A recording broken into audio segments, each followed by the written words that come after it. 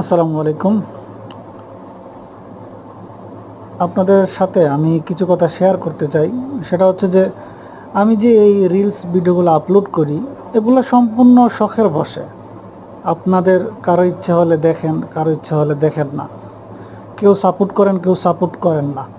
আমি আশাও করি না আপনারা আমাকে সাপোর্ট করবেন, কেননা আমার রিলসগুলা এত।